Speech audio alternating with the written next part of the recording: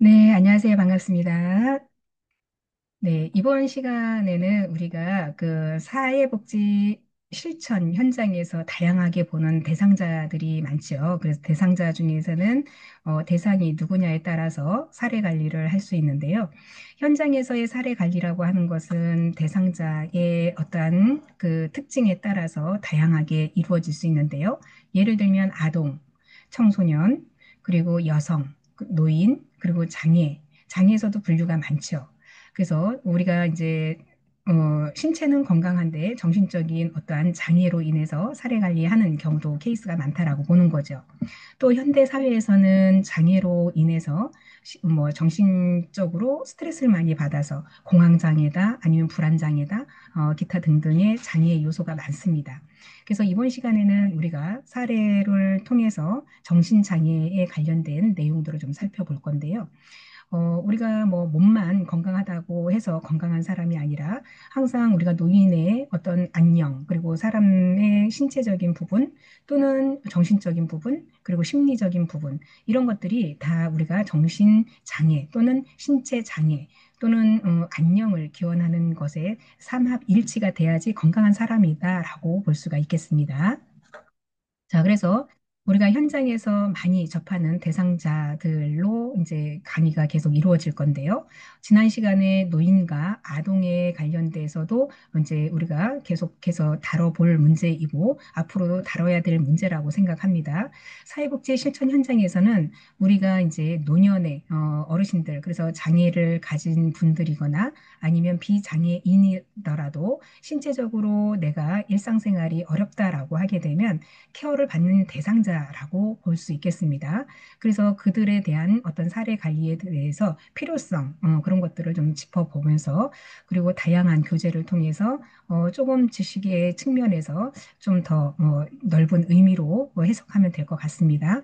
자, 이번 시간에 우리가 사례 관리로 살펴보는 정신장애를 살펴볼 건데요. 학습 목표는 정신장애의 특성과 사례 관리의 필요성, 그리고 정신장애인의 사례 관리 실천 유형과 가정별 정신장애인 사례 관리의 실제, 그리고 정신장애의 사례 관리를 위한 법과 제도를 살펴보겠습니다. 음. 네, 정신장애의 특성과 사례 관리의 필요성을 좀 살펴보게 되면 우선 가족의 특성을 살펴보자라고 하면 첫 번째, 최근 정신장애인 사례 관리에서의 서비스 대상자의 심각한 정도의 정신적인 문제가 장기적으로 겪는 다양한 사람들의 규정되어 있고 그 범위는 점점 확대되어 가고 있다라고 볼 수가 있겠습니다. 따라서 정신에 우리가 뭐 정신분열병, 옛날에는 정신분열병이라 했는데 지금은 뭐예요? 예, 양극성 정도등 장애 또는 우울 장애, 자살 고위험자 이렇게 다양한 문제로 포함시키고 있다라고 하는 거죠. 그래서 지금은 정신분열이 조현병이라는 우리가 병명을 바꿨죠. 그래서 이제 정신분열병이라는 것을 이 낱말이 굉장히 우리가 봤을 때도 굉장히 가격하고 좀 왠지 모르게 정신분열병 하면은 이상한 사람으로 치부가 되잖아요. 그래서 조현병이라는 병명으로 바뀌었습니다. 자, 이래서 우리가 그 정신질환에 관련된 여러 가지 정동장애나 뭐 그 우울장애 이런 것들을 연령에 상관없이 뭐 그게 아동이든 청소년이든 뭐 성인에 이르기까지 그 범위는 점차 넓어지고 있다라고 하는 거죠. 우리가 매스컴에 보면은 뭐 묻지마 폭행이라던가 묻지마 살인이라던가 이런 그 부류의 친구들을 보게 되면 다 정신적으로 문제가 좀 심각해지는 상황이죠. 우리가 정신병이라고 하면 왠지 모르게 사람들이 이렇게 좀 가까이 하기에는 힘든 부분이 있겠죠. 근데 이거를 방치를 하게 되면 점점 그 우울 증상이 심각해져서 문제가 심각하다. 그래서 이 우울 문제는 결국에는 자살 고위험군으로 분류가 될 수 있다라고 하는 부분입니다. 그래서 정신에 관련된 부분들은 대상의 연령에 상관이 없이 점차 이 범위가 넓어지고 있다라고 하는 게 더 의미가 있는 거죠. 그리고 둘째, 정신건강 사례 관리의 영역에서 가장 핵심적인 서비스 대상자는 망상이나 환각, 그래서 정신증적 증상이라고 하는 거죠. 그래서 이렇게 이런 것들이 심각해지게 되면 조현병 또는 분열 정동 장애를 가진 사람이라고 진단을 내릴 수가 있습니다. 자, 그래서 우리가 정신병적 증상을 겪는 대상자들은 사고나 감각, 그리고 정서적인 부분에 있어서의 복합적인 감정, 이런 심각한 증상으로 인해서 현실적인 사회 적응이 어렵다라고 보는 거죠. 그래서 실질적으로 자립 생활이 안 되는 큰 어려움에 부딪히게 된다라고 하는 거죠. 그래서 조현병은 망상이나 환각, 혼란스러운 언어 이런 것들을 현실에서 왜곡을 시키는 상황이 되는 거죠, 스스로가. 그래서 뚜렷한 정신병적 증상들이 나타날 수밖에 없다라고 보는 겁니다. 자, 그래서 우리가 정신장애에 있어서의 가족들이 그러면 정신장애의 주요 지지체계 등이 굳건하면은 괜찮아요. 가족들이 체계 자체가 가족으로서 보듬어주고 관심 있게 해주면 되는데 문제는 가족들도 바쁘다 보니까 이게 사실 뭐 병인지는 모르겠지만 우울인 거 아니야? 라고 방치하는 경우가 많이 있다라고 하는 거예요. 자, 그렇기 때문에 지지체계가 가지고 있는 동시에 사례 관리의 주요 대상이 되기도 한다. 이제는 제가 계속 우리가 사회복지 현장에서 이야기하는 게 뭐예요? 개인의 질병이 개인뿐만이 아니라 가족 전체 또 사회 전체로 퍼진다라고 했죠. 그렇기 때문에 혼자만의 일이 아니고 가족들의 일이 아니다라고 하는 거죠. 그렇게 되면 지역사회에서 어떻게 해요? 예, 그 지지 체계를 확고히 해줄 수 있는 어떤 범위가 점점 넓어져야 된다라고 하는 거예요. 그래서 환경적인 부분에서도 지역사회에서 같이 이제는 그 개인 한 사람을 위해서 모든 사회 구성원들이 도움을 줘야 된다라고 하는 거죠. 자, 그래서 우리가 가족들의 가족원의 정신장애로 인해서 높은 수준의 심리 스트레스 사회적으로 장기간 겪고 있죠. 그래서 가족들이 넉다운이 되는 거예요. 에너지 소모가 다 돼버리는 거죠. 그렇게 되면 그 개입이 결국에는 가족들뿐만이 아니라 지역사회에서 점점 도움을 요청을 하거나 도움을 줘야 된다라고 하는 겁니다. 그래서 가족들이 겪는 문제 요인 중에 하나가 1차적으로는 계기한 행동을 하거나 망상, 환청 이런 양성 증상들이 보이기 때문에 가장 많이 보이는 측면이 거의 뭐 53% 정도가 이런 망상이나 환청 이런 게 압도적으로 높다라고 하는 거예요. 그래서 사회적인 고립이나 위축된 행동을 비롯해서 음성 증상, 자, 양성 증상으로는 차라리 나타나면 그래도 치료 자체는 더 빨리 증상을 완화시킬 수 있는데 음성 증상 행동으로 나타난다는 거는 이제는 그 행동이 남들이 알아볼 수 없을 정도로 그리고 그 행동 자체를 남이 모르게 한다라고 하는 거죠. 그래서 그런 것들이 벌써 22.7%로 이렇게 퍼센테이지가 있다라고 하는 겁니다. 그리고 공격적인 행동 이런 것들이 19%. 그래서 이제는 사회적인 부분에서 묵인하면 안 된다라고 하는 겁니다.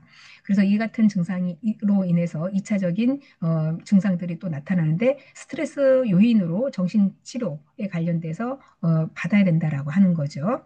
그래서 경제적인 어떤 영향과 가족원들에 대한 역할 변화에 영향을 미치기 때문에 이런 것들은 이제 우리가 사회적으로 문제를 크게 인식해야 된다라고 하는 내용을 담고 있습니다. 자, 정신장애의 사례 관리의 필요성은 뭐냐면 결국에는 우리가 사회에서 이 정신장애인들에 대한 어떠한 그 증상을 좀 더 사회적으로 끌어들여서 좀 행동 자체를 거시적인 측면에서 소구할 수 있을 정도의 치료 요법이 들어가야 된다라고 하는 것인데 정신장애는 계속해서 앓고 있으면 만성적으로 갈 수밖에 없습니다. 그렇기 때문에 이런 복합적인 문제를 욕구를 가지고 있기 때문에 사례 관리가 필요하다라는 내용인데요. 자, 많은 경우 정신장애인들의 어떤 정신과 진료나 기관에서의 어떤 재활 서비스를 받는 것 외에는 스스로 계획이나 동기를 가지고 일상생활을 유지하거나 사람들과 자연스럽게 만남을 갖거나 대인관계를 원활하게 유지하려는 욕구 등을 잘 표현하지 못하는 것이 사실인 거죠. 그래서 정신장애인들의 욕구를 충족하기 위해서는 정신건강이라던가 대인관계, 그리고 교육적인 측면, 직업의 다양한 어떤 측면에 있어서의 지원 서비스들이 지속적으로 필요함을 고려해서 이들에게 복합적인 서비스를 제공해 주면서 사례 관리가 적극적으로 이루어져야 된다는 점이 사례 관리의 필요성이라고 볼 수 있겠습니다. 자, 둘째는 정신장애인 가족. 우리가 이제 뭐 기본 정신장애가 아닌 일반 장애인의 가족도 에너지 소모는 굉장히 많아요. 근데 하물며 정신적인 부분의 장애를 가진 가족들은 정신병적 증상, 이게 잦은 재발로 인해서 신체적, 심리적, 경제적, 사회적 차원에서의 복합적인 어떤 어려움을 겪게 되는 겁니다.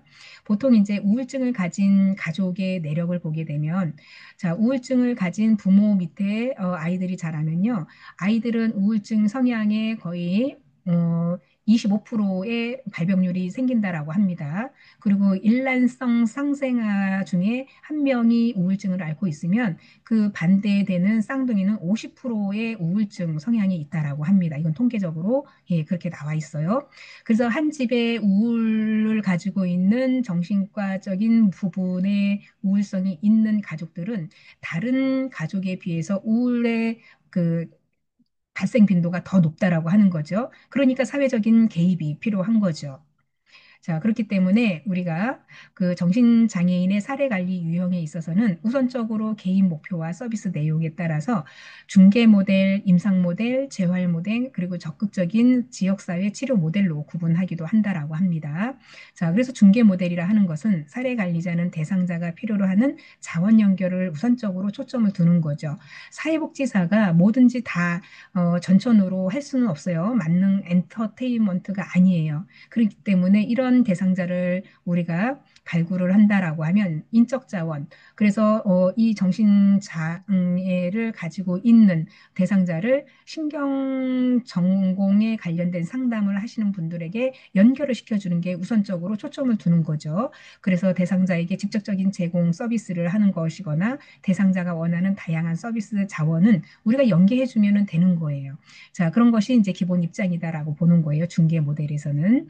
그리고 재활 모델은 사례 관리자의 정신 장애의 한 사람이 건강하고 독립적인 성인으로 살아가기 위해서는 어떤 기능 회복이라던가 역량 강화에 우선적으로 관심을 가져줘야 된다라고 하는 거예요. 자, 과거에는 우리가 흔히 알고 있는 주변에 다운 증후군의 그 장애를 가지고 있는 대상자들을 간혹 가다 보실 수가 있을 겁니다. 그거는 이제 우리의 그 DNA 중에 그 21번 염색체가 하나가 더 있는 경우가 이제 그 다운 증후군이거든요.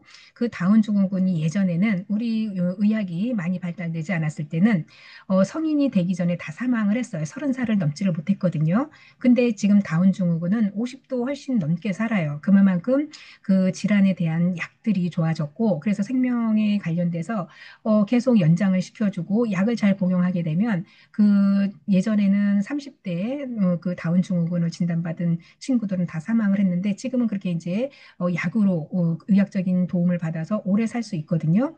자, 그렇기 때문에 일상생활이 가능하죠. 그리고 이 친구들이 이제 어떠한 기술 습득, 그래서 사회적인 기술을 습득해서 스스로의 생활을 할 수 있게끔 그래서 바리스타 자격증을 따서 뭐 화제가 됐던 인물들도 있고요. 그리고 각자 자기 일에 어떠한 패턴을 꾸준히 기술을 습득해서 나름대로 자기의 경제적인 활동을 하는 친구들도 많습니다. 그렇기 때문에 이런 재활에 관련돼서는 우리가 처음에 이 학습의 효과, 그래서 한 번, 두 번이 어려운 거지 계속 똑같은 일을 습득할 수 있게끔 예, 학습의 그 모형을 가지고 우리가 이야기했듯이 계속 하게 되면 그게 이제 나름대로 하나의 본인의 일처럼 열심히 잘 하거든요. 그러다 보니까 일상생활에 어때요? 대인관계나 생활유지나 취업에 관련돼서도 교육에 집중을 하고 자원도 연결하면서 스스로가 생활을 해 나갈 수 있다라고 하는 거죠.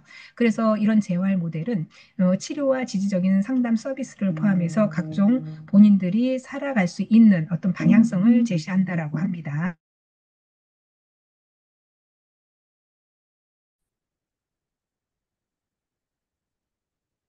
네, 그래서 임상 모델을 살펴보시게 되면 임상 모델은 우리가 이제 장애인들에 있어서 질병 관리를 초점에 두면서 그 정신장애 건강을 위해서 상담과 치료를 우선적으로 하는 접근 방법이라고 볼 수 있는데요. 임상 모델은 전문적인 치료와 심층 상담을 초점을 두면서 상담을 하는 의료적인 특성이 강하다라고 볼 수 있겠습니다.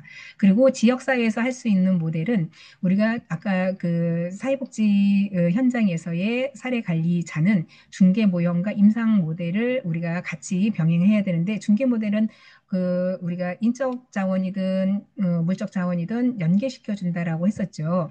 그 모형, 그래서 사회복지사의 고유의 업무와 임상 모형이라고 하면 금방 이야기했듯이 전문가의 치료, 이런 것들 의료적인 치료라고 했죠. 이거를 병합해서 보완하기 위한 하나의 방법이다라고 하는 것이 이렇게 적극적인 지역사회 다양한 전문가들이 모여서 치료를 하는 이런 특징을 가진 것이 바로 지역사회 치료 모델이라고 볼 수 있겠습니다. 결국 다학제적인 팀 접근법이라고 얘기할 수 있는데요. 이런 서비스는 포괄적이고 통합적이고 또 집중 사례 관리를 위해서 사례 분담을 중요시하는 거죠. 그래서 여기 안에는 전문가 각종, 그래서 정신과 의사라던가 간호사나 사회복지사 재활 그 팀, 재활 전문가, 이런 분들이 전문 인력들이 한 팀이 돼서 이 대상자를 서비스를 제공을 하는 것이 특징이라고 할 수 있겠습니다. 그리고 우리가 이 모델에서는 응급 입원이나 위기 상황 등에 대해서 서비스까지 포괄적으로 제공하려는 시도들이 다양하게 되고 있다라는 점이 아주 특색이 있는 거죠. 자, 이렇게 우리가 사례를 한번 보게 되면 이 사례에서는 미진이는 최근 신경증적 증상이 악화되었다. 반 아이들이 못생겼다, 재수없다고 욕하는 등의 환청, 누가 나를 해칠 것 같다라는 피해 망상을 가지고 있었다. 사람들은 자신이 이유 없이 괴롭히는 것이 힘들다는 이유로 수업 시간에도 교실 밖으로 뛰어나가는 모습을 본 담임 선생님은 미진이를 인근의 신경정신과로 데려갔다. 당시 조현병으로 진단을 받고 2달간은 입원을 하였고 퇴원 후에 가족 간의 갈등이 지속되었다. 가족만이 노력으로는 대상자의 어떤 증상 재발 가능성, 지속되는 갈등 관계, 학교 부적응, 치료비, 이런 부담에 있어서의 경제적인 어려움 때문에 문제 해결을 힘겹게 느껴지고 있었는데 미진이가 입원했던 정신과 병원의 사회복지사의 소개로 정신건강증진센터에 의뢰가 되었다라고 하는 것이 실제 사례의 내용입니다.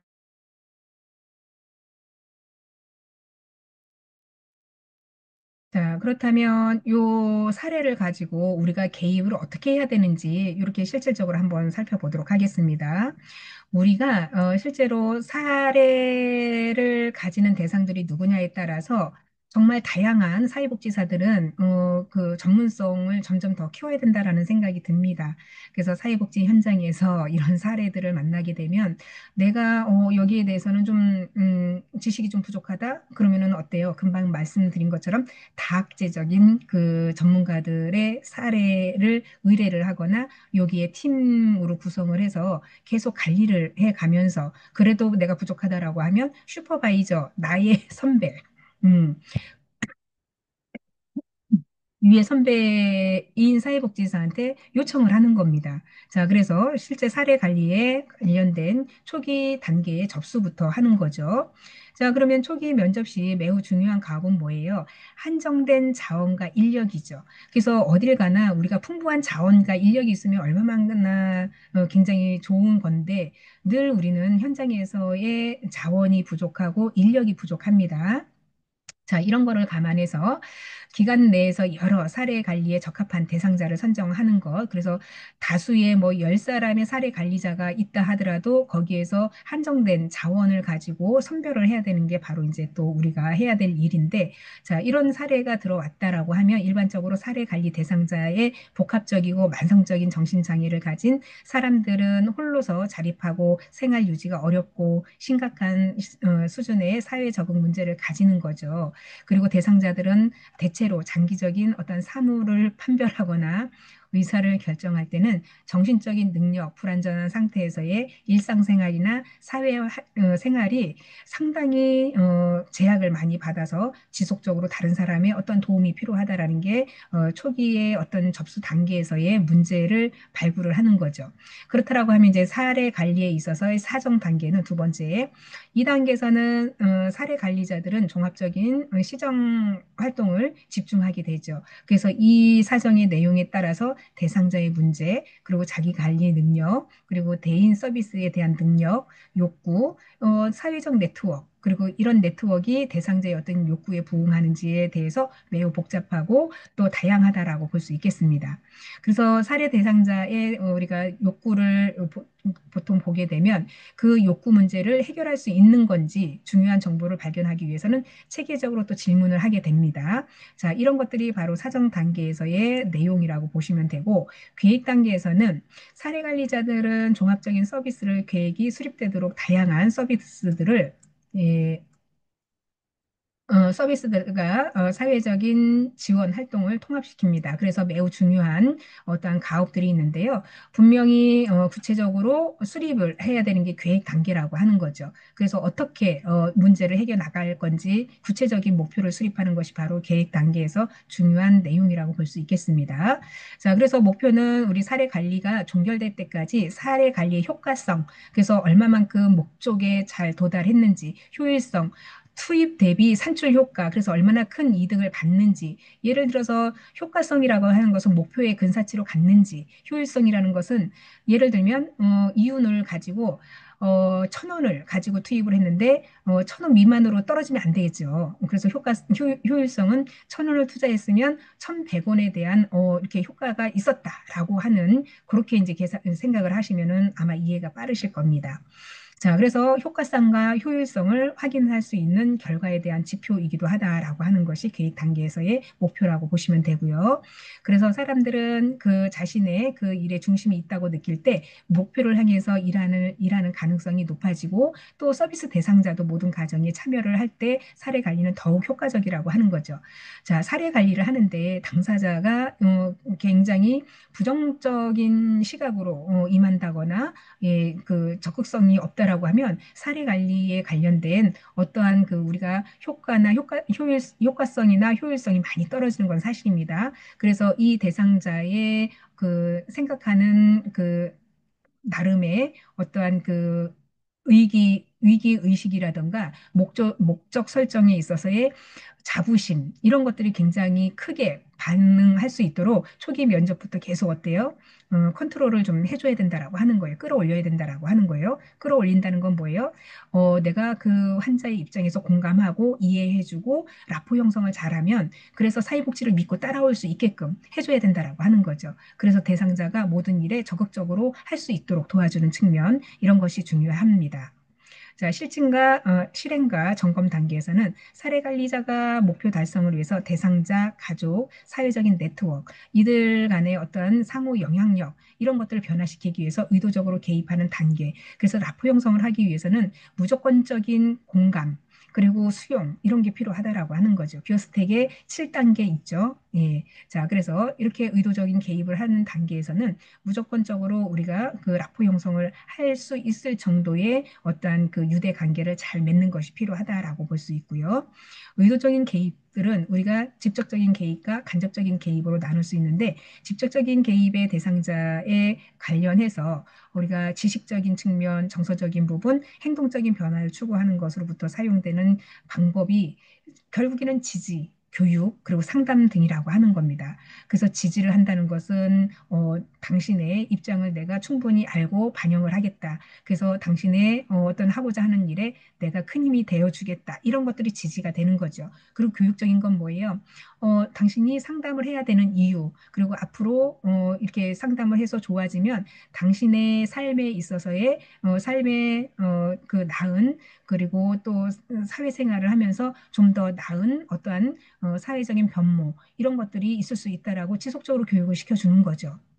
그리고 이제 뭐 필요하다면 약도 꾸준히 먹어야 되고 약을 안 먹었을 때는 어떤 경우가 생기고 약을 잘 먹었을 때는 어떤 변화가 생긴다. 이런 것도 교육적인 측면이 있습니다. 그리고 꾸준한 상담 이런 것들이 필요한 거죠. 자, 그리고 우리가 개입적인 방법에서는 간접적인 개입 또한 환경과 관련돼서 사람들과의 관계에서 개입하거나 또는 사회 환경적인 변화를 추구하는 접근으로서 주로 사용되는 방법에는 정보 제공이나 자원 개발, 그리고 또 자원 연계, 자원 강화, 옹호 이런 것들이 있을 수 있습니다. 그래서 다양한 다각도로 우리가 이제 자원을 이렇게 통합적으로 그 우리가 관리하는 것도 중요하다라고 볼 수 있겠습니다. 평가에 있어서 우리가 목표 달성 여부와 대상자의 관계가 중점적으로 다루어지는 것이고요. 또 대상자가 최종적으로 목표를 달성했거나 일부 미달성된 목표의 성취를 위해서는 타 기관의 어떠한 지역사회의 자원에 연계된 경우에는 종결하게 되는 것인데 우리 기관보다 타 기관이 오히려 서비스 상담에 있어서 더 훌륭하다라고 하면 트랜스퍼 그러니까 연계를 시켜주는 거죠. 그래서 다른 기관에 어, 그 인수인계를 하면서 지금까지 받았던 내용들에 대해서 타 기관의 사회복지사 또는 그 타 기관의 관계자에게 이렇게 지금까지 우리가 상담했던 내용들을 세세하게 그래서 의뢰서를 작성을 해주는 게 필요합니다. 그리고 현실적으로 욕구가 복합적이고 장기화되는 정신장애의 특성상 사례 관리가 종결은 참 쉽지가 않죠. 지속적인 관리가 필요한데, 자, 정신장애인 가족의 어떤 자립적인 문제 해결 능력을 증진시키고 또 사회적인 자원을 활용하는 데 있어서의 종결을 위해서 노력을 필요로 하는 것이 바로 종결 단계의 내용이라고 볼 수 있고요. 또 우리가 종결 후에 사례 관리는 항상 대상자와 가족에게 필요한 핵심적인 서비스, 자원을 연계하고 지속적인 모니터링을 하는 것이 종결 단계에서 수행해야 될 마지막 단계라고 보실 수 있겠습니다. 자, 그래서 우리가 장애인에 관련된 사회 복지에 관련된 법과 제도를 보게 되면 건강 증진에서 정신질환자 복지 서비스 지원법에 관련된 법률이 이렇게 정신건강복지법이라고 해서 규정이 되어 있습니다. 그래서 이 법의 목적은 정신질환의 어떤 예방이나 치료, 정신질환자의 재발, 복지, 권리 보장, 그래서 정신건강 친화적인 환경 조성에 있어서의 사항을 규정함으로써 국민의 정신건강 증진, 정신질환자의 인간다운 삶을 영위하는 데 이바지하는 것을 목적으로 하는 것이 바로 정신건강복지법의 목적이라고 할 수 있고요. 기본 이념은 모든 국민은 정신질환으로부터 보호받을 권리가 있는 것이고 또 모든 정신질환은 인간으로서의 존엄성의 가치를 보장받고 최적의 치료를 받을 권리를 가진다라고 되어 있습니다. 세 번째는 모든 정신질환자는 정신질환이 있다라는 이유로 부당한 차별 대우를 받으면 안 된다라고 하는 내용이고요. 그리고 미성년자인 정신질환자는 특별히 치료, 보호, 교육 이런 받을 권리가 있다라고 하는 거. 그리고 정신질환자에 대해서는 입원 또는 입소 그래서 최소화되도록 그러니까 탈시설화 얘기 많이 들으셨죠? 탈시설화가 무엇인지 그래서 지역사회 중심의 치료가 우선적으로 고려되어야 하며 정신건강에서의 어떤 자신의 의지에 따라서 입원 또는 입소가 권장되는 것이 바로 정신건강복지법이다라고 보시면 되겠습니다. 자, 그래서 우리가 정신건강질환 증진 시설에서는 입원을 하고 있는 모든 사람들의 어떠한 가능한 한 자유로운 환경, 그래서 누릴 권리가 다른 사람과 자유로운 의견 교환을 할 수 있는 권리를 가진다라고 되어 있고요. 그리고 정신질환에 원칙적으로 어떠한 자신의 신체적 그리고 재산에 관련된 사항에 대해서 스스로 판단할 권리가 있다라고 하는 겁니다. 그래서 주거지나 의료행위에 대한 동의나 거부, 그리고 타인에 관련돼서의 어떤 교류나 복지 서비스의 이용에 대한 여부나 복지 서비스 종류의 선택에 있어서의 결정을 할 수 있도록 자기 결정권을 존중받아야 된다라고 하는 것이 바로 이 복지법에 관련된 내용이라고 할 수 있고요. 그리고 이제 법률적인 어떤 사실적인 영향에 대한 사안에 있어서의 자신의 자유로운 의사를 표현할 수 있어야 되는데 이거를 받지 못하게 되면 어때요? 우리가 이제 후견인 제도라고 하는 게 있죠. 그런 것을 법적으로 받아야 된다라고 하는 것이 있습니다. 그래서 정신건강복지법의 주요 강조점은 결국에는 정신질환의 재활, 복지, 권리 보장이 추가가 됐고요. 그리고 포괄적인 복지 서비스에 관련돼서 통합 지원을 하고 부서에 관련된 협업 강화를 위해서 필요한 것이 바로 정신건강복지법의 주요 내용이라고 보실 수 있겠습니다. 그래서 우리가 이 시간을 통해서 보게 되면 정신건강 사례 관리에 대해서 주요 대상자들을 선정하는 사람들이 갖는 질병, 특징은 무엇인지를 좀 살펴보는 것도 필요하겠고요. 두 번째는 정신보건 사례 관리의 사정에서 필수적으로 수행되어야 하는 질병 관련 사정들은 사회심리적인 사정 내용과 무슨 내용이 어떻게 있는지 한번 살펴보아도 괜찮을 생각이라고 생각을 합니다. 그리고 세 번째는 정신보건 사례 관리에서는 크게 직접적인 또 간접적인 방법에 관련해서 두 가지 개입이 있는데 서비스가 제공된다. 그래서 우리가 이제 그 두 가지의 방법 중에 직접적인 서비스는 무엇이고 간접적인 서비스는 무엇인지 한번 기술해 보시는 것도 도움이 되실 거라 생각이 됩니다. 또 우리가 정신보건 관련에 관련돼서 사례 관리를 할 때는 평가와 종결의 과정에서의 성공적인 마무리를 하기 위해서는 어, 우리가 그 어떠한 문제가 부딪힌다라는 것도 미리 생각은 좀 해봐야 된다라고 하는 거죠. 그래서 이제 이게 정신적인 어떠한 인권 문제인지, 인권 문제를 어떻게 다뤄야 되는지 이런 문제들도 한번 생각해 볼 문제라고 여겨지는 것이고요. 자, 그리고 요거는 이제 음, 다른 파트를 좀 볼게요.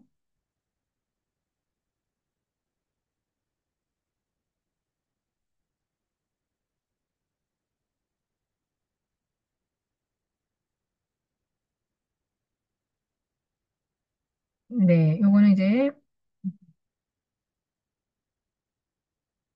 좀 더 구체적인 내용에 관련된 PPT인데요.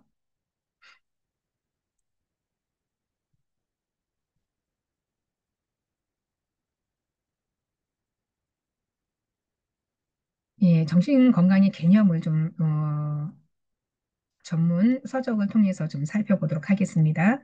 정신건강의 개념을 살펴보게 되면 학습 목표로 우리가 정신건강과 어떤 정신질환의 연속선상에서 설명을 할 수 있는 거고 또 정신건강과 질환에 영향을 미치는 요소들은 무엇인지를 볼 거고요. 또 정신질환의 원인에 대한 설명과 또 역학조사 연구의 중요성 그리고 우리가 정신질환 진단에는 DSM-5라고 하는 정신질환 질환에 관련된 진단과 통계에 관련된 편람을 활용해서 설명을 할 수 있고 정신건강에 관련된 간호에 대한 어떠한 전문성 이런 것들을 서술해 볼 수 있고요. 자격과 역할 이런 것들을 좀 살펴보도록 하겠습니다. 자, 그러면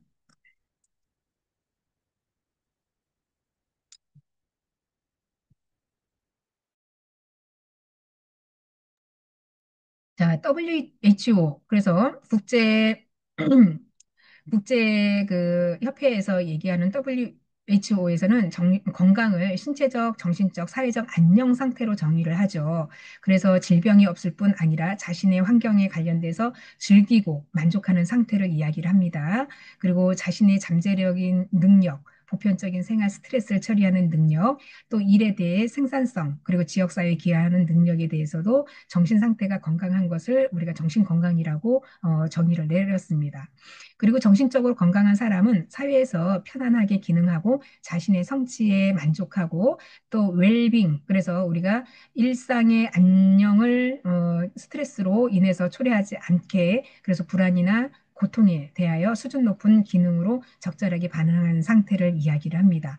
그리고 정신적인 부분에 있어서의 정서적인 부분에 개인의 어떤 기능 수준의 변화를 연속선상에서 움직이는 것을 정신건강에서 이야기하는 WHO에서의 정의가 이렇다라고 하는 거죠.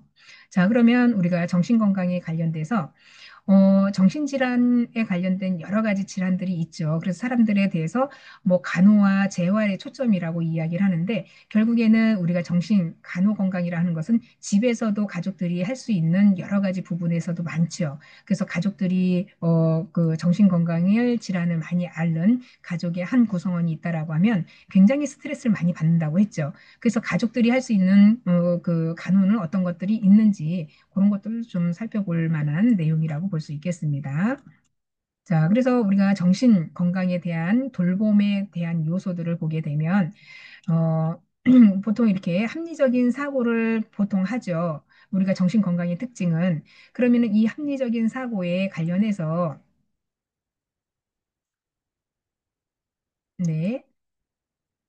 자, 합리적인 사고라 하는 것은 효과적인 대처나 회복 탄력성, 그리고 자기 통제, 자기 인식, 발달에 맞는 과업 수행이라던가 영적 만족 이런 것들이 어떻게 보면 개인이 생활하는 데 있어서의 발달 가업 그리고 이런 만족들 뭐 종교 생활을 할 때도 나름대로 자기의 선택권 이런 것들이 있어야 된다라고 하는 것이고요. 또 합리적인 사고에서의 관점에서는 의미 있는 관계 형성, 사람 간의 관계 형성이 원활하게 돼야 된다라고 하는 거죠. 그리고 바람직한 의사소통, 학습과 생산성, 그리고 긍정적인 자아 개념, 자기 관리, 그리고 행복과 기쁨 이런 것들이 통합적으로 같이 이렇게 하나의 사이클처럼 돌아가야지만 합리적인 사고를 가지면서 우리가 일상생활의 정신 건강이라고 볼 수 있겠습니다. 그렇다라고 하면 이 정신 건강에 있어서의 어떠한 그 요인들, 그래서 이 요인들이라고 하는 것은 개인의 정신 건강에 영향을 미칠 수 있는 요인들이 다양하게 있는데 여기에는 이제 각각의 어떠한 그 사건들이 많이 있겠죠. 그러면은 가능한 지지 체계가 결국에는 내 주위에 친구가 얼마만큼 나를 서로가 소통하면서 즐겁게 지내는 대상이 되느냐, 가족들의 지지 체계는 또 어느 정도 되느냐, 지역사회의 지지 체계는 어느 정도 되느냐, 요 지지 체계가 굉장히 중요하다라고 하는 거예요. 그래서 나를 포함한 주변에 나를 알고 있는 사람들, 그래서 그 사람들과의 소통 그런 것들이 굉장히 중요하다라는 내용입니다. 그래서 어떤 영성이나 종교적인 영향, 가족의 영향, 발달 단계에서의 사건들. 그래서 어렸을 때부터 내가 부모님에게 그 양육을 받으면서의 패턴, 성장 과정에서의 어떠한 트라우마 이런 것들에 대한 발달 단계. 그래서 그때그때마다 성장 단계에서의 어떠한 그 원활한 소통 관계, 관계성에 있어서의 그 성장 과정에서의 뭐 큰 문제 없이 사건 사고 없이 잘 발달했는지, 정신장애를 앓고 있는 성인들 보게 되면 과거에 양육에 대한 어떠한 뭐 체벌이나 부모로부터의 어떤 그 폭력이나 학대나 이런 경험이 많이 있었던 사람들이거든요. 그래서 발달 단계에 대한 사건들이 굉장히 중요한 내용 중에 하나라고 볼 수 있고요. 또 그 나름의 어떤 성격 특성과 상태가 있을 것이고 인구 지리학적인 상황 이런 것도 있다라고 하는 거죠. 그래서 부정적인 영향에서는 정신 사회적인 스트레스가 원인일 수도 있고요. 또 빈곤으로 인해서 굉장히 정신적인 스트레스 받죠. 자, 그래서 부적절한 육아. 또 문화로 봤을 때는 하위 문화에 대한 신념이나 가치, 건강 행위에 대한 신념. 건강이 정말 다른 사람에 비해서 너무 턱없이 부족하거나 늘 내가 어렸을 때부터 예를 들어서 아팠다라고 하면 늘 우울하죠. 그래서 우리가 정신 건강, 그래서 건강한 사람들의 에너지와 계속 어렸을 때부터 아파가지고 활동을 못하는 사람들의 에너지는 분명히 차이가 있습니다. 그래서 나름대로의 자기의 신념들이 있을 거죠. 그래서 어렸을 때부터 계속 아픈 사람은 꿈이 없는 거죠. 꿈이 없다는 것은 내가 늘 몸이 아프니까 큰 꿈을 꿀 수가 없는 거죠. 근데 건강한 아이들은 계속 꿈을 꾸면서 그 성장 과정에서의 포부 이런 거를 이루기 위해서 노력을 한다라고 하는 거죠. 그런 것 때문에 이제 본인의 어떤 삶의 질이 많이 여기서도 달라지게 된다라고 하는 것이고 호르몬의 영향도 분명히 있습니다. 그래서 호르몬의 영향이라고 하는 건 쉽게 얘기하면, 자, 여성들 같은 경우는 갱년기 증상으로 호르몬의 변화가 많이 좌우하죠. 그래서 우울하고 막 우울증으로 제2의 뭐 이제 그 저기 사춘기다라고 하는 정도로 성장기의 호르몬뿐만이 아니라 여성들의 폐경기로 인해서 호르몬의 영향으로 굉장히 우울하거나 막 처지거나 이런 경우도 있다라고 하는 거죠. 그래서 이런 호르몬, 에스트로겐이나 프로게스테론 등의 영향을 많이 받을 수도 있다라고 하는 것이고, 우리 몸에는 호르몬이 한두 개만 있는 게 아니에요. 다양한 호르몬도 있습니다. 그래서 그런 호르몬의 작용, 그래서 적절한 호르몬이 있어야 되는데 부족했다. 그래서 우리가 보면은 이 뇌에 호르몬이 부족한 경우, 파킨슨 같은 경우 있잖아요. 파킨슨. 이런 경우에도 호르몬의 분비가 부족해서 또는 과잉돼서 이런 문제가 나타날 수도 있다라고 보시면 되겠습니다.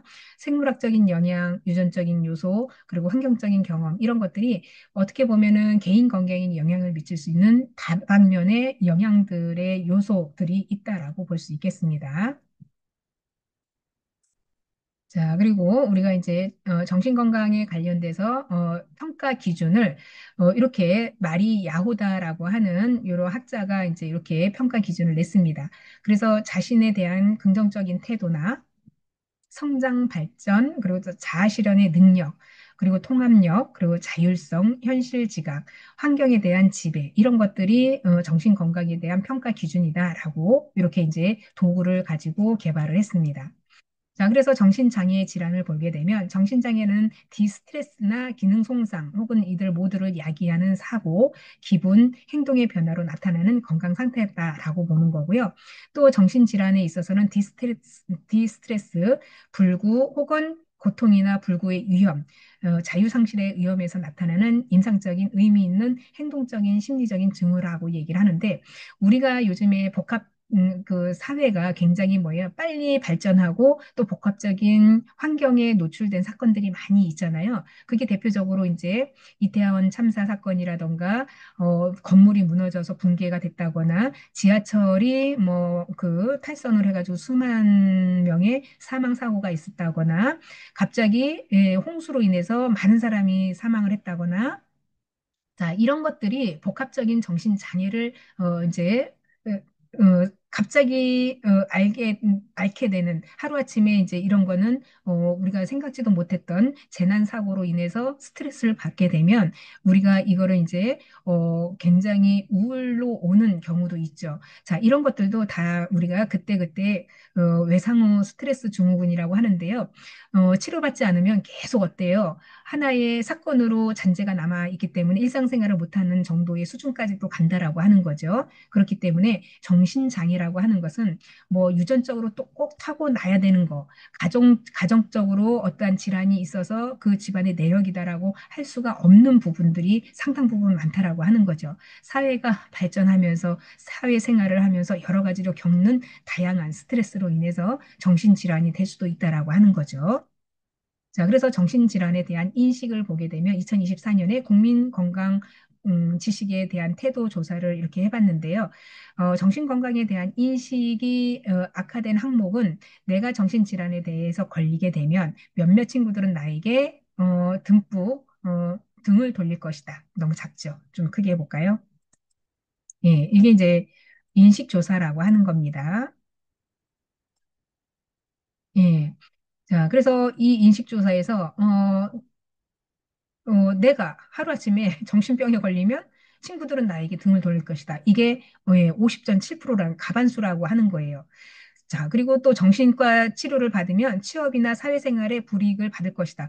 자, 이게 거의 70%라고 하는 거예요. 근데 지금은 어때요? 신경정신과 진료 받는다고 해서 다 정신병이라고 하지는 않는다라고 하는 거죠. 보통 사람들이 지금 그야말로 뭐 그냥 사회생활을 하면서 스트레스 받는 거 일종의 그냥 감기와도 같다라고 합니다. 감기처럼 지나가는 일종의 현상에 대한 스트레스라고 이야기를 할 수 있죠. 자, 그리고 또 정신질환에 관련돼서 정신질환이 있는 사람은 그렇지 않은 사람보다 더 위험한 편이다. 자, 우리의 생각은 벌써 64.6%로 굉장히 큰, 이 퍼센테이지를 안고 있다라고 하는 거죠. 나는 정신건강 서비스 이용을, 방법을 알고 있다. 24.9%. 그래서 해외의 외국 사례들을 보면요. 늘 정신과에 가서 치료받는 게 국민의 한 4, 50% 이상은 받는다라고 해요. 왜냐하면 현대 사회에서의 스트레스는 굉장히 크다라고 보기 때문에 그렇습니다. 그렇기 때문에 간단한 어떤 스트레스가 있더라도 신경정신과 상담을 통해서 빨리빨리 내가 그 스트레스의 기제 요건을 충격에 대해서 해결하고자 노력한다라고 하는 거죠. 근데 우리나라는 몸이 감기가 아프면 병원에 당연히 가서 치료를 받으려고 하는데 어, 스트레스로 받아가지고 심리적인 불안 증사로 인해서 신경정신과는 찾아가지 않는다라고 하는 거예요. 근데 외국에서는 오히려 감기보다도 신경과적으로 상담을 더 많이 한다는 겁니다. 그만큼 우리하고의 인식 차이가 많이 있는데 결국에는 이런 것들이 우리 사회적인 편견이라고 볼 수 있겠습니다. 자, 그래서 개선된 거를 보게 되면 정신질환은 일종의 뇌 기능 이상일 것이다. 이게 61.4%라고 하는 거예요. 우리나라의 인식 개선이 이렇게 굉장히 어때요? 그, 어, 앞서가지 못한다라고 얘기를 해야 되나요? 인식조사가 이렇다라고 하는 거예요. 이게 이제 좀 많이 바뀌어야 된다라고 하는 소리인데요. 자, 24년에 정신건강 지식 및 태도 조사를 살펴보니까 지난 1년간 정신건강 문제에 대해서 경험한 적이 있습니까? 라고 했을 때 22년에는 63.9%인데 24년에는 73.6%예요. 이마만큼 정신건강에 경험을 많이 느꼈다라고 하는 거예요. 심각한 스트레스, 그래서 46%, 그리고 수일간 지속적인 우울감 40%가 된다라고 하는 거죠. 그리고 기타 중독, 인터넷이나 스마트폰 18%라고 하는데 2024년이죠. 2025년에는 아마 20%로 더 올랐을 거예요. 아마 우리 여러분들도 핸드폰을 가지고 뭐 유튜브를 본다거나 아니면 틱톡을 한다거나 계속 핸드폰을 붙잡고 있으면은 30분만 봐야지라는데 1시간이 훌쩍 지나고 2시간을 지나고 계속 그 놓지를 못하는 거예요. 다른 일을 할 수가 없는 거죠. 자, 이게 바로 이제 우리가 핸드폰을 떨어놓고 떨어뜨려 놓고 사회생활을 할 수가 없다라고 하는 거예요. 그만큼 핸드폰, 인터넷 중독이 많이 됐다라고 보는 지표 중에 하나입니다. 그리고 이 우울증을 경험한 사람들은 자살 생각이 자, 2022년보다 24년에는 더 많이 생겼죠. 뭐, 3분의 1 정도 더 올라갔습니다. 그렇기 때문에 정말 정신건강에 관련된 어떠한 치료가 되지 않는 이상에는 자살 생각, 그래서 이런 것들이 더 심각해졌다라고 하는 것이고, 그렇다라고 하면은 정신적인 도움을 요청했던 대상자, 중복 응답을 했을 때 가족이나 친지에게 49.4%를 도움을 요청했다라고 하고, 신경정신과 의사 또는 간호사, 그리고 이웃이나 친구, 이웃, 뭐, 그래서 심리 또는 상담 전화, 이런 비율이 굉장히 낮습니다. 자, 그래서 이런 것들이 점점 퍼센티지가 더 올라가야만 이런 자살 생각을 안 한다거나 이 우울 증상에서 빨리 벗어날 수 있다라고 하는 거죠. 그래서 우리가 이제 정신에 관련된 여러 가지 내용들을 살펴보면요. 결국에는 혼자 스스로가 해결하지 못하는 경우가 굉장히 많다라고 볼 수 있겠습니다. 그렇기 때문에 이 우울 증상을 해결하는 것은 적극적인 헬프, 도움을 요청해야 된다라고 하는 결과에 도달을 하겠죠. 그래서 사회적으로 우리가 실천 현장에서의 대상자의 상담을 통해서 우울 증상이 심각하다라고 하면 자살 위험도가 굉장히 높기 때문에 이런 대상자를 빨리 우리가 지역사회에서 연계를 해서 본인의 이런 생각들을 하지 않도록 하는 것이 중요하고 이런 지표 통계를 보게 되면 보통 정신질환 평생 유병률에 있어서 평생 정신장애를 한 번 경험한 경험이 있는 사람과 한 번도 없는 사람들 이런 비율을 따져봤을 때 알코올 장애에 관련된 거 우리나라는 알코올에 대해서 되게 허용적이죠. 그래서 잠이 안 와서 술 한 잔 먹고 자야 되겠다. 그래서 한 잔, 두 잔 하루 이틀 먹게 되면 이것도 뭐예요? 알코올 적응에 대한 부적응에 관련된 정신질환이라고 볼 수 있겠습니다. 담배, 이 니코틴 사용에 있어서의 어때요? 중독인 거죠. 그래서 우리는 담배나 술 이런 것들을 굉장히 사회적으로 허용하는 나라 중에 하나인데 외국 같으면은 이런 알코올 중독 또 니코틴 중독 이런 것들도 다 하나의 이렇게 병으로 볼 수 있다라고 보는 거죠. 어떻게 보게 되면. 그래서 우울장애나 불안장애. 그래서 이런 유병률이 점차적으로 더 올라가고 있다라고 하는 것이고요.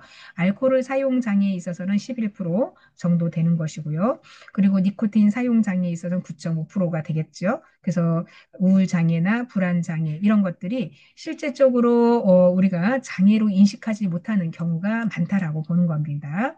그래서 정신건강 상태에 관련돼서 지표를 이렇게 여러 가지를 살펴봤을 때 최근 1년 정신건강의 문제 경험률의 전체 응답자 73.6% 중에 9.7%가 증가했다라고 하는 거예요. 그래서 보건복지부 대표 홈페이지를 이렇게 클릭을 해보시면 정확한 통계가 나와 있으니까 이런 거 궁금하시면 한번 들어가서 보시면 좋을 것 같습니다.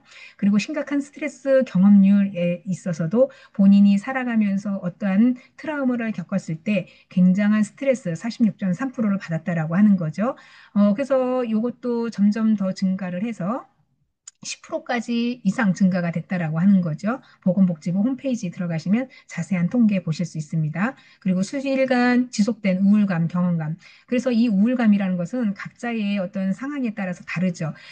퇴직을 해서 또는 고용 관계에서 해고가 되거나 또 남녀 관계의 헤어짐 이런 것들로 인해서 지속적으로 우울감 이런 것들이 굉장히 많이 있다라고 하는 거예요. 현대 사회에서는.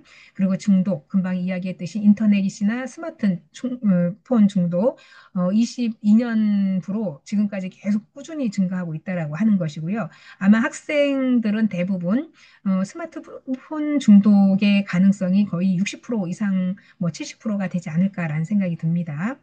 자, 그래서 우리가 정신 건강 상태 긍정 평가에서 좋다라고 응답한 비율은 55%라고 되어 있는데 실질적으로 정신 건강에 있어서 이거는 이제 주관적인 판단이기 때문에 그렇습니다. 그리고 정신 건강의 유지 능력에 있어서 78% 이상이 노력하고 있다라고 응답을 하고 있습니다. 그래서 내가 정신 건강으로 정말 정신적으로 건강해야 되지라고 하는 신념 이런 것들은 누구나 다 가지고 있거든요.